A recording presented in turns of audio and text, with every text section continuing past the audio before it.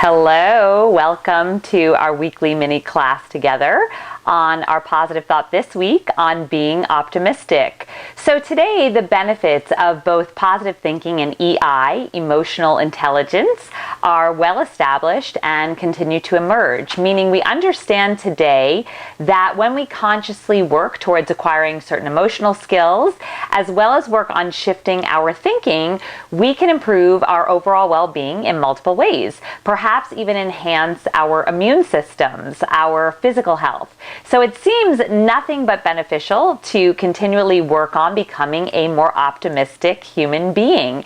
And the way I see it is this: since tomorrow is always unknown, we can either choose to fear life and things that may not ever happen, or we can choose to do our best each day to focus on creating good and noticing what's right in our world. So pause to think about that for a moment. Would you rather assume things are going to go badly and continually scan your environment for proof you're right, or believe that good things are happening and make every effort then today to create them?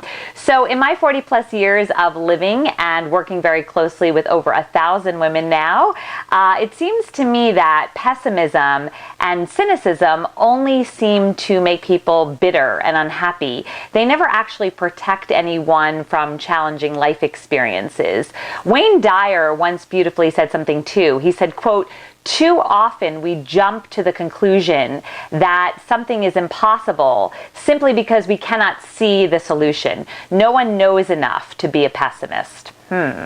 Pretty good, right? So optimism is looking for the best in any situation and expecting good things to happen. It's believing, hoping, and expecting good things. So for this week with our 5-day exercise, we're going to focus on strengthening this muscle. It's what psychologists call learned optimism. We're basically going to work our brains a bit, stretch them a bit to more frequently scan our lives and our environments for the silver linings, especially in the moments and places in our lives where there doesn't seem to be any at present. Now, before we go to it, as always here, please remember, if you ever feel not ready and excited for an exercise here, pass on it until you do, knowing you can always jot down the steps outlined in this video and do them at a later date. Equally, if you're ready and excited for some of our exercise, yet not all of it, honor that too. So only do what feels best, right, and good to you, okay? Self-love here always. All right. Our 5-day exercise, step 1 to do today and each day for these next 5 days, go to our community Facebook page. So first thing each morning, hopefully right after you wake up, go to our page, Gen Max Something Different for Women. You can type in our handle on your Facebook page's search bar, which again is at JenMacGill, and then read that day's post there for you on optimism. So you start your day off right, totally focused on being optimistic. And after reading each day's post, put some optimistically good vibes out into our world too by posting a quick comment on that day's post, or simply a hello there to me, and of course I'll comment back to you. Okay, so that is step 1. Next is step 2, also to do today and each day for these next 5 days. Right after you read that day's post, step 2 is to then reflect on your previous day's happenings and activities. So you simply open your journal and list out all that you can recall you either did or that happened yesterday, and then reread your list and appreciate what's good. Now, if there's anything there that doesn't seem like obvious good, challenge yourself to look for what in that particular event or situation could be perceived as good or positive or the silver lining. So for this week, like other topics we've had in the past, remember, this topic requires a willingness to both want to look for and see what's good. All right? Okay. Final step for this exercise, step 3, to also do today and each day for these next 5 days. Right after you complete step 2, go about your day now doing your best to choose and practice optimism in as many moments and situations that day as you possibly can. So maybe during a meeting at work that day, or while you're sitting in traffic or running errands, anytime really, challenge yourself, stretch yourself a bit beyond wherever you currently are with this by choosing for yourself just a bit more optimism. Now, as an example, should you need one or a little inspiration, here's some from days 1 and 2 when I did the assignment. So day 1, when I reflected back on the previous day, what I recalled was I woke up easily and on time.